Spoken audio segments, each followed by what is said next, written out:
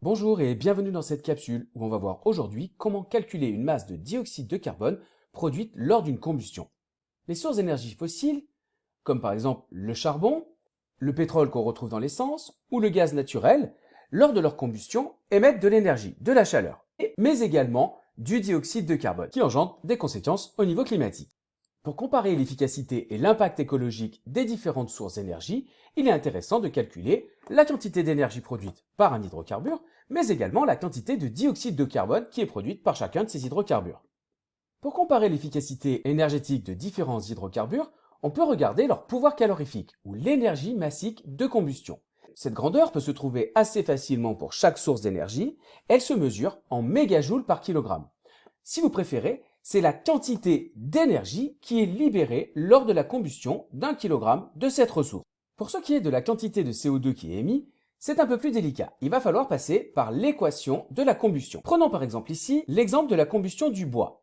Si on prend 2 mols de bois, représentés par leur formule ici, cela va nécessiter 12 mols de dioxygène. Ces proportions sont représentées par les coefficients stoichiométriques qu'on peut retrouver ici et là dans l'équation. À la fin de cette combustion des 2 mols de bois, on va se retrouver, d'après l'équation bilan, avec 12 mols de dioxyde de carbone et 10 mols d'eau. Donc, si on fait le bilan au niveau carbone, les 2 mols de bois auront produit au final 12 mols de CO2. Le nombre de mols de CO2 produites est donc 6 fois plus importante que le nombre de mols de bois consommés initialement. Cela peut se noter de la manière suivante. 6 fois le nombre de mols de bois est égal au nombre de mols de CO2 produits. Pas si simple à comprendre? Voici un deuxième exemple avec du fuel cette fois-ci. Si on analyse l'équation, 2 mols de combustible d'hydrocarbures fuel vont nécessiter 49 mols de dioxygène et vont produire au final, après combustion, 32 mols de dioxyde de carbone et 34 mols d'eau, d'après cette équation bilan. Si je ne m'intéresse qu'au fuel consommé et au dioxyde de carbone produit, on va se retrouver avec les proportions suivantes. 2 mols de fuel sont consommés et vont produire au final 32 mols de dioxyde de carbone.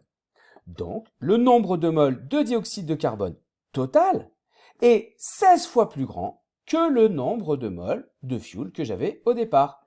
16 fois 2 feront bien 32 mols de dioxyde de carbone. Mais revenons à ce qui nous intéresse, à savoir connaître la masse de dioxyde de carbone émise dans l'atmosphère lors de l'utilisation d'un hydrocarbure. Alors on va prendre un exemple. On va partir d'une maison que l'on souhaite chauffer. Pour chauffer pendant 1 an cette maison, imaginons que nous ayons besoin de 50 000 mégajoules d'énergie pour chauffer cette habitation. On utilisera du fuel et on veut savoir quelle quantité de fuel va être nécessaire pour chauffer cette maison, mais également quelle masse de dioxyde de carbone sera émise dans l'atmosphère pour chauffer cette maison à partir du fuel. Le fuel a un pouvoir calorifique de 44,8 mégajoules par kilogramme. Cela signifie que lors de la combustion de 1 kg de fuel, on va pouvoir produire 44,8 mégajoules d'énergie. Mais notre maison nécessite 50 000 mégajoules d'énergie. Quelle masse de fuel cela représente au final? On constate ici qu'on se retrouve dans une relation de proportionnalité. Si je présente les différentes données sous cette forme, en plaçant en colonne l'énergie ici et les masses ici, je vous rappelle que lors d'un produit en croix, on va pouvoir multiplier entre les deux éléments qui sont diamétralement opposés et diviser par le troisième pour trouver le dernier élément qui me manque ici.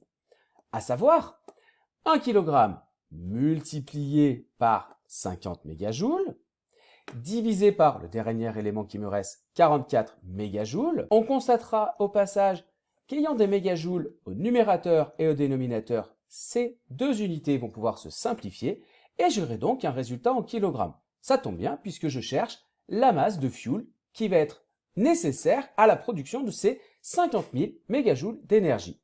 Après calcul, on va trouver ici 1116 kg. Résumons, j'ai une maison à chauffer qui a besoin de 50 000 mégajoules et on vient de voir que cela nécessitait 1116 kg de fuel. Mais cela ne me donne toujours pas la masse de CO2 qui sera émise lors du chauffage de cette maison. Et malheureusement, il n'y a pas de correspondance directe entre la masse de fuel nécessaire et la masse de dioxyde de carbone qui sera émise. Pour cela, je dois passer par une grandeur intermédiaire et je vais devoir d'abord chercher le nombre de mols de dioxyde de carbone qui est produit. Ça tombe bien, avec l'équation de la combustion, on a la correspondance entre le nombre de mols de dioxyde de carbone produit et le nombre de moles de fuel qui a été utilisé. Il me reste quand même à trouver la correspondance entre la masse de fuel et le nombre de moles de fuel qui ont été consommés pour chauffer cette maison. Heureusement pour ça, j'ai une grandeur qui vous sera donnée qui s'appelle la masse molaire, c'est-à-dire la masse d'une mole. Pour le fuel, c'est 226 grammes par mole. C'est une donnée qu'on en trouve assez facilement. Que nous indique la masse molaire? La masse molaire nous indique que une mole de fuel pèse 226 grammes. On a une masse molaire de 226 grammes par mole pour une mole. Si moi, j'ai 116 kg de fuel, combien est-ce que cela représente de moles? On se trouve là encore dans le cas d'une proportionnalité et on va pouvoir trouver ce nombre de moles de fuel par un produit en croix. Comme d'habitude, les données qui sont opposées vont être multipliées l'une par l'autre et on divise par la dernière. On se retrouve donc avec 1116 kg multiplié par une mole et divisé par 226 grammes. Attention, il y a un petit souci ici. Nous n'avons pas la même unité, les mêmes multiples au numérateur et au dénominateur. Il va donc falloir procéder à une conversion d'unités pour être cohérent d'un point de vue des unités. Ici, je vais convertir les kilogrammes en grammes grâce à la puissance de 10, ici 10 exposant 3. Ça y est, cette fois, au niveau des unités, je suis cohérent puisque j'ai des grammes au numérateur et au dénominateur. Je peux donc procéder au calcul qui me permet de trouver ici un nombre de moles de fuel consommé de 4,93 fois 10 exposant 3. Ok, c'est parfait. L'énergie nécessaire pour chauffer la maison m'a permis, grâce au pouvoir calorifique, de trouver la masse de fuel nécessaire. Avec la masse molaire, je viens de trouver le nombre de moles de fuel qui était nécessaire pour chauffer cette maison. Et puis, grâce à l'équation bilan, on sait que le nombre de moles de dioxyde de carbone qui sera émis est 16 fois plus grand que le nombre de moles de fuel. Je n'ai plus qu'à multiplier cette donnée par 16 pour trouver le nombre de moles de dioxyde de carbone qui est émis. Et maintenant, à partir de ce nombre de moles de dioxyde de carbone, ce qui m'intéresse, c'est plutôt de savoir la masse de CO2 qui est émise dans l'atmosphère. Pour cela, comme précédemment, on va utiliser ce qui lie la masse et le nombre de moles, c'est-à-dire la masse molaire. Et la masse molaire du dioxyde de carbone est bien connue, elle est de 44 grammes par mol. Cela signifie que une mole de dioxyde de carbone pèse 44 grammes. Donc, si moi j'ai un nombre de moles de dioxyde de carbone de 79 fois 10 exposant 3, je peux trouver la masse de dioxyde de carbone qui correspond. Là encore une fois, on a une relation de proportionnalité et on peut utiliser l'astuce du produit en croix en multipliant les deux données qui sont diamétralement opposées et en divisant par la dernière.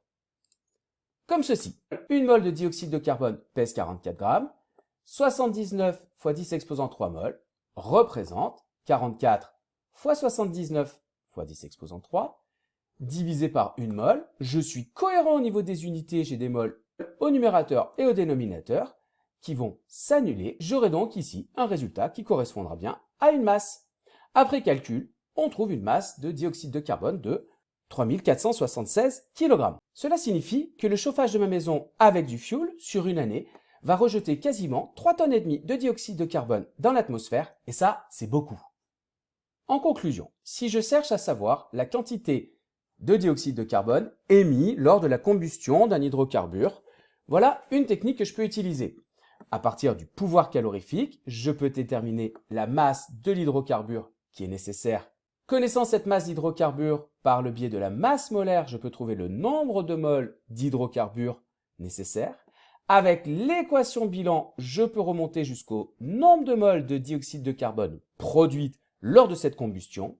Et connaissant le nombre de moles de dioxyde de carbone, grâce à la masse molaire, je vais pouvoir revenir à la masse de dioxyde de carbone produite lors de cette combustion. Voilà, j'espère que cette capsule vous aura permis d'en savoir un petit peu plus sur le calcul de la masse de dioxyde de carbone produite lors d'une combustion. Il ne vous reste plus qu'à compléter votre questionnaire en ligne et moi je vous dis à plus en classe!